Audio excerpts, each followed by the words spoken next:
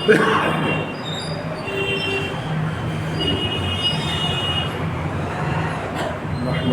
ونصلي على رسوله الكريم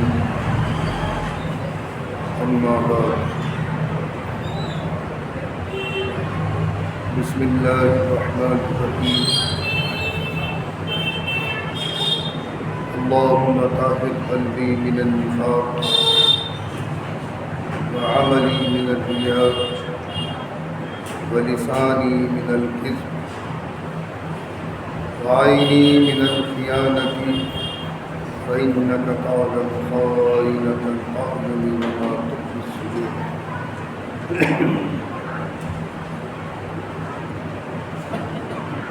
عزیزان گرامی، گزشتہ جمعوں سے حج کا نصاب، حج کے مسائل، حج کے فضائل، حج کی اقسام،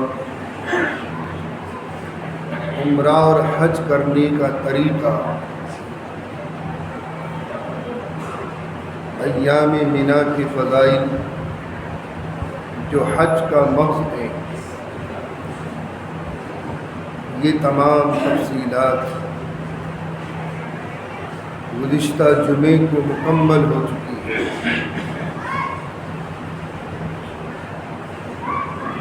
ایک اور اس کے بعد نیا مرحلہ ہمارے سامنے موجود ہے، قربانی۔ قربانی بھی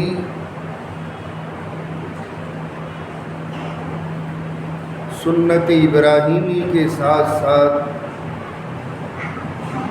شریعت مطہرہ کا ایک اہم رکن ہے۔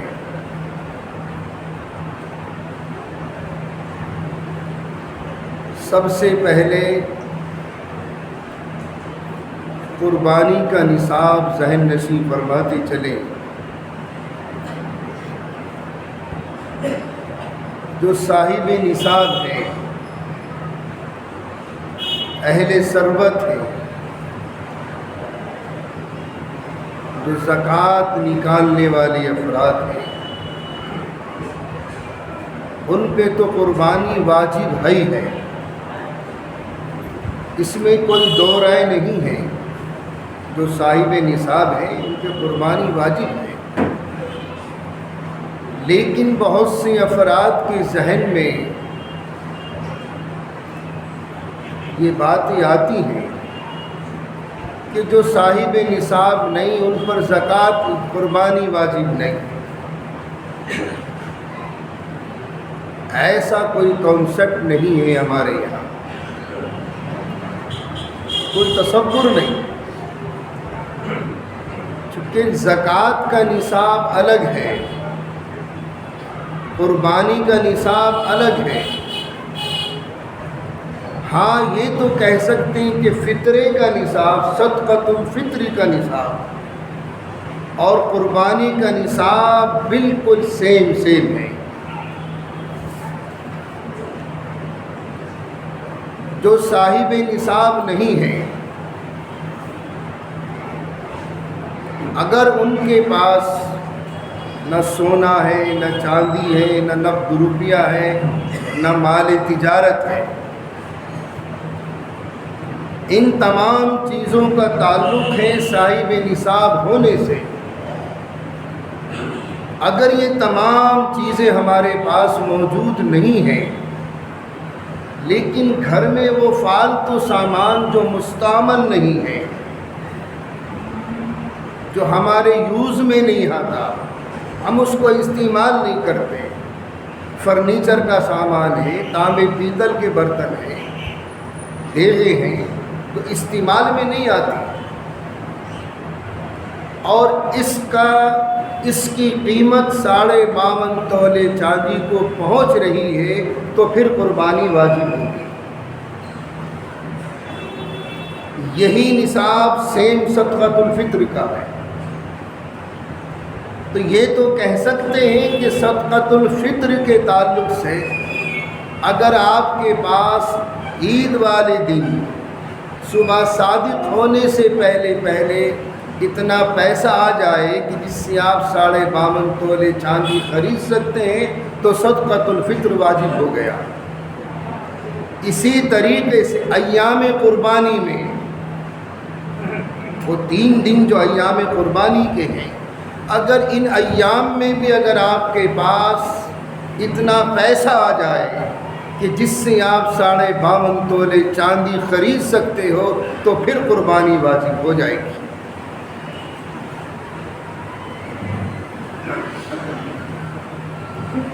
اسی کے تعلق سے دوسرا مسئلہ ذہن نشین فرما لیں۔ ہماری جو نابالغ اولاد ہیں ان پر تو قربانی واجب نہیں، نہ لازم ہے نہ واجب۔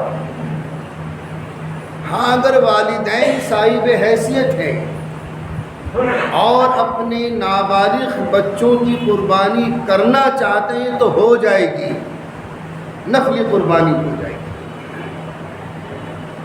البتہ جو بالغین اولاد ہیں اور وہ خود صاحب نصاب ہیں تو پھر وہ اپنی اپنی قربانی خود کریں۔ تیسرا مسئلہ خاص کر کے خواتین کے تعلق سے ہے۔ آج کل ہماری خواتین کے پاس منیمم اتنا زیور موجود ہوتا ہے کہ جس سے وہ 52.5 تولے چاندی خرید سکتی ہے، اور یہاں دلی میں تو خواتین زیورات کی شیدائی ہیں، کپڑے پہننے کو نہ ملے زیور پہننے کو مل جائے۔ یہاں تقریباً ساری خواتین پر اتنا زیور موجود ہے کہ ان پر قربانیاں واجب ہیں، چاہے اپنے زیور کی کڑی بیچ کے قربانی کریں، ان پر قربانیاں واجب ہیں۔ قربانی کے جانور، گائے کا تصور تو ذہن سے نکال دیں۔ جس ماحول میں ہم جی رہے ہیں، جس صدی میں ہم اپنے سانسوں کو بھی بڑی مشکل سے لے پا رہے ہیں، آزادی انسانیت سلب ہوتی جا رہی ہے، اس ماحول میں اب جی رہے ہیں، تو گائے کا تصور تو ذہن سے نکال دیں۔ اگر اپنی جانیں بچانی ہے، چونکہ یہ گائے ایک ایسا جانور بن چکا ہے جو ہندو سماج میں اس کو عقیدت کی نگاہ سے دیکھا جاتا ہے، تو یہ کانسیپٹ تو آپ ذہنوں سے نکال دو گائے کا۔ گائے کی قربانی کے قریب بھی مت جانا۔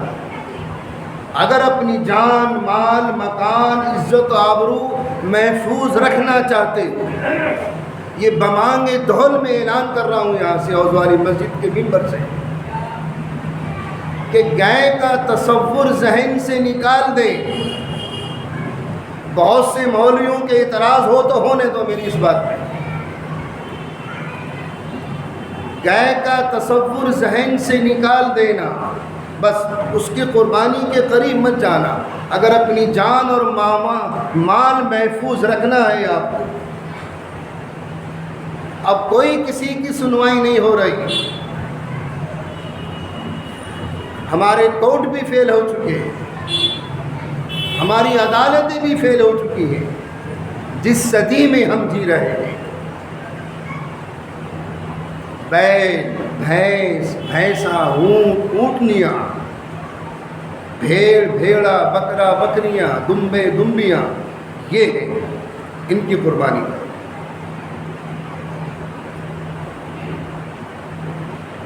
بڑے جانوروں میں 7 حصے،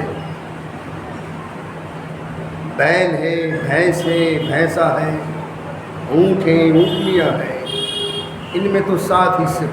کم سے کم اگر کوئی صاحب حیثیت ہے اور وہ پوری راس یعنی پورا جانور اپنی طرف سے کرنا چاہتا ہے تو فبیہا، اس میں کوئی اشکال نہیں، اس میں کوئی دو رائے نہیں ہے۔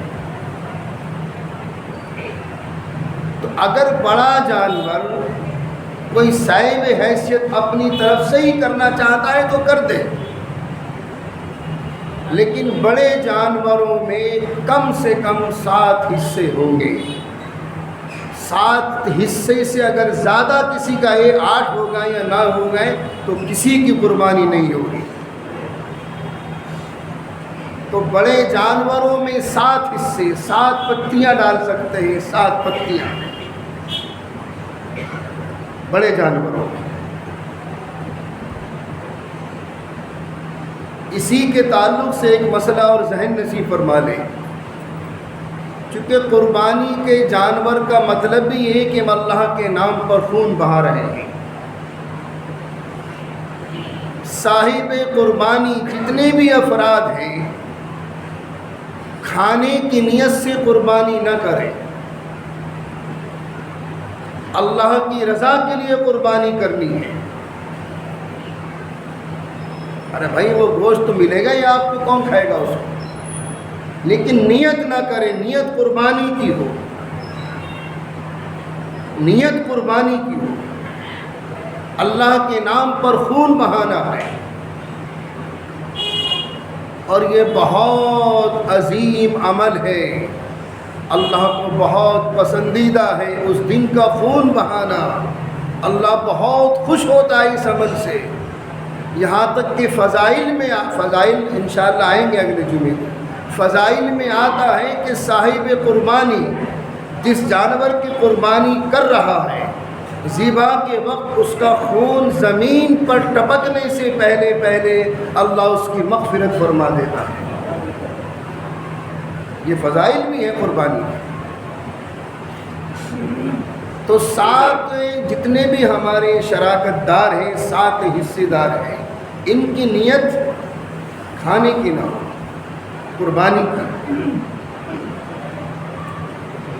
تو نیتوں کو بھی صاف کرنا ہے، کیونکہ حدیث مبارکہ میں انما الاعمال بالنیات، اعمال کا دار و مدار نیتوں پر موقوف ہے۔ تو اللہ کے نام پر قربانی کرنی ہے، اس کے نام پر خون بہانا ہے۔